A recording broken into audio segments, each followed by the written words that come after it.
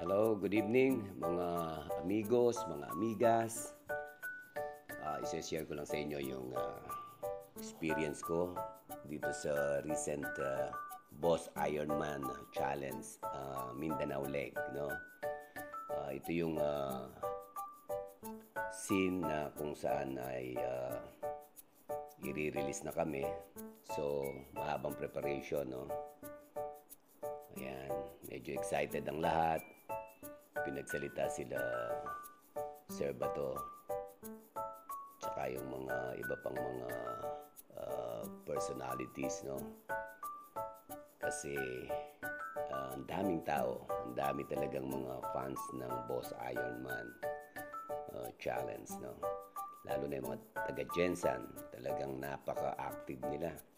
So left and right, ang dami naming mga ang daming nagsisigaw. So ito na yung pinagogo signal na kami, no? Kasi second kami na group of 10 na i-release next to mga member ng boss, no? Yung group of 10 nila. Kami yung second group, yung Team Bato 1, no? Dalawang team kami ng Team Bato. So nakasali ako sa Team 1 ng Team Bato. So, tingnan natin. Sabi ko nga kung ano ang experience.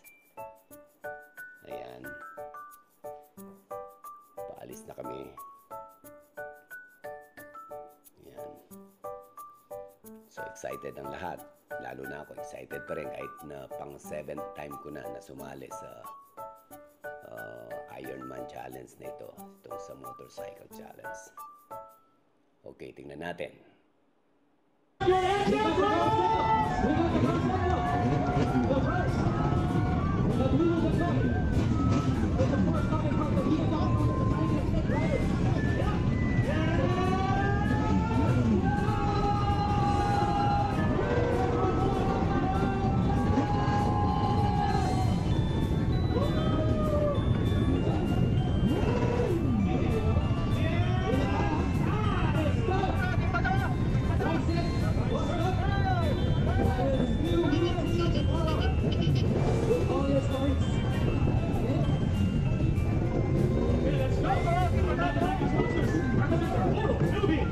There we go. I believe that is already Team Bato. No, Team Bato, yes sir. Okay. Let's go, Team Bato. Okay. Stop muna tayo dyan because we have to let go of the participants.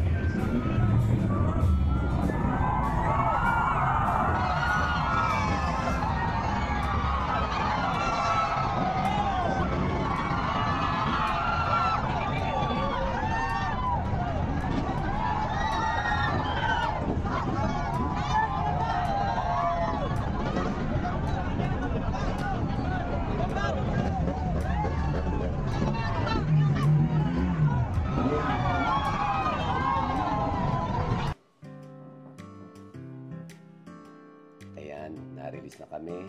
Daming tao. Halos sinakop na nila yung kalsada. So, kami mag-maintain lang talaga kami ng average speed. Ayaw ng Team Bato na mabilis. Kaya, ayan, sinusunod namin yung aming line, no? So, ako yung pang third, no, dun sa linya ng Team Bato. So, dahil second kami na inirelease, maraming mo overtake sa amin ng mga individual na mga participants. Wala kami planong matulin kasi nga i-maintain namin yung pacing, no? Ang pacing na gusto ni Sir Bato ay yung tama-tama. Ito na yung first checkpoint. Nandito kami sa first checkpoint. Bumaba na si Totit dito para i-register kami. So matagal pa rin kami rito kasi nga daming tao. At marami rin nauna sa amin kasi nga hindi naman kami nagmadali. Yung ibang kasama namin sa Team Bato, Team 1 and Team 2 ay naghihintay dun sa baba. Kami lang ang umakyat, ilan lang kami. So, ako yung pinaka-alalay ni Totit. matagal din ang hintayan.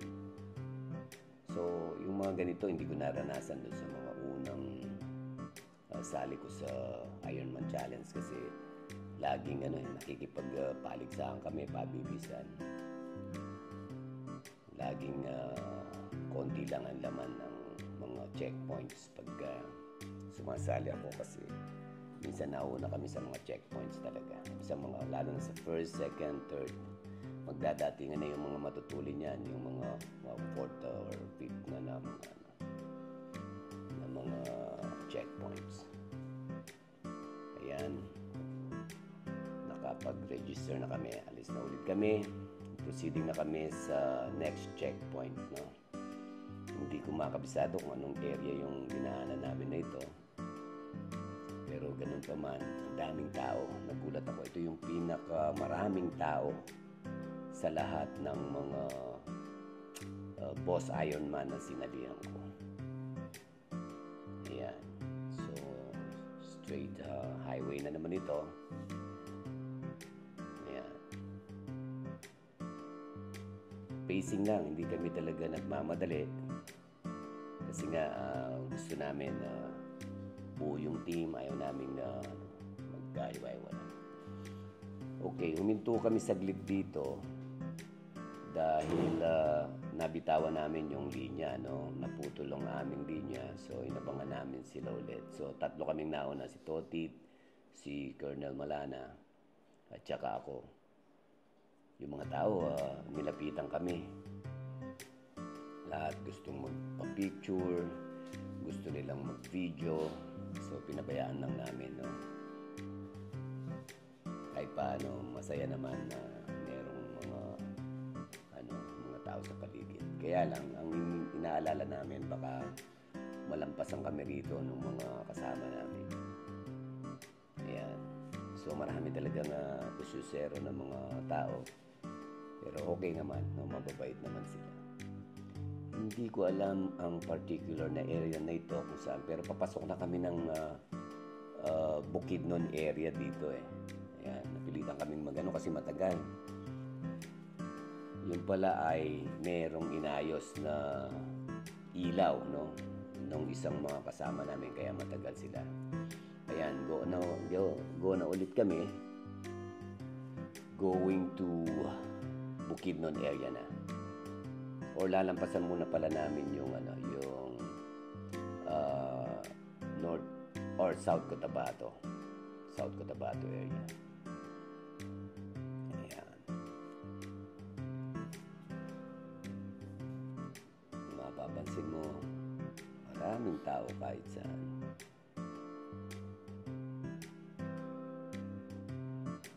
Ito, medyo mahabang lakbay na naman ito bago kami makarating sa next checkpoint. Ang next namin ay yung sa may Maramag area na gasoline station. So yan ay parang nasa ano pa kami niyan, nasa parting Marvel, something like that. Lampas na pala kami. Sa ano na pala kami nito. Pasok na kami ng Bukidnon pala talaga. Kasi lumampas na kami sa mga zigzag. Ayun. Siguro makikita nyo sa video kung nasan kami. Ako hindi ko malabo na yung mata ko. Yan, mapapansin nyo, ang daming tao. Kahit saan, maraming tao. Yan. I don't know kung saan na ito, pero I think yun nga, papasok na nga kami ng Bukidnon area. Hindi ko mabasa eh. Yan. At this point,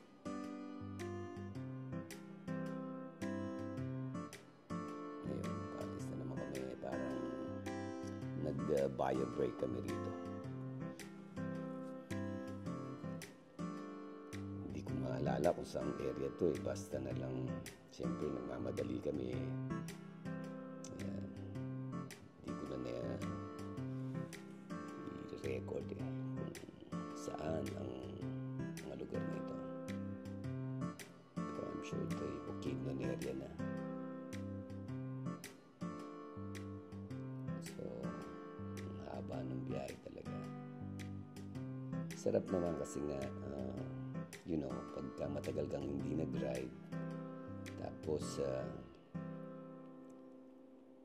bigla kang magra-ride ng mahaba, so parang nililigawan mo ulit yung bike mo. Minsan makakalimutan mo yung basic, so kailangan practice mo ulit. Ang kagandahan nito, itong ride nila Sir Bato ay hindi ganong mabilis, so talagang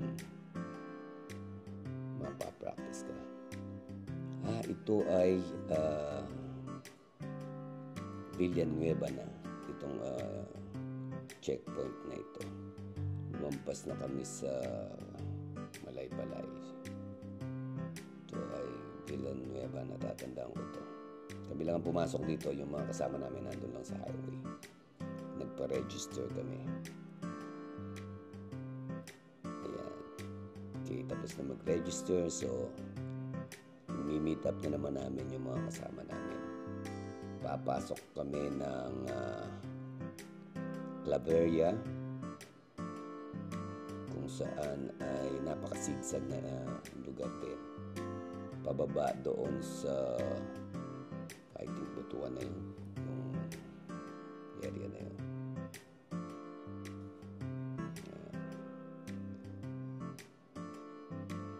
So, lalabas ulit kami ng highway para mag-reassemble kami ng mga kasama namin.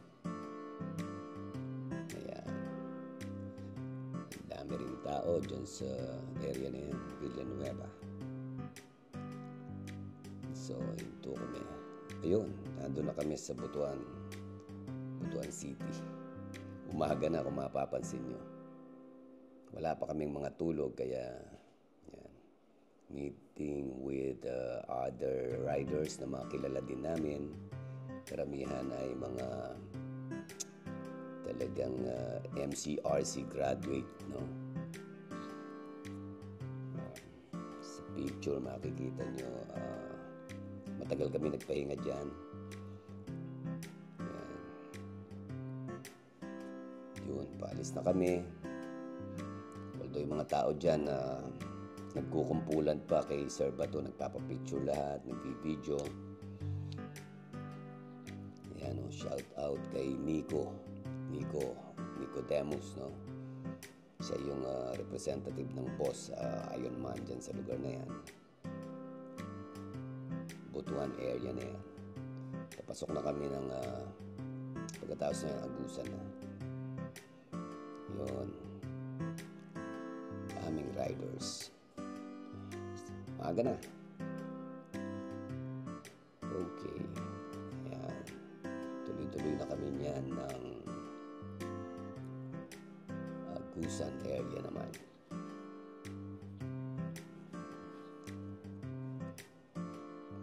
So, pacing lang, no? Kung mapapansin nyo. Ito yung pinaka mahabang biyahe ng Ironman Boss Ironman na nasalihan ko. Kasi,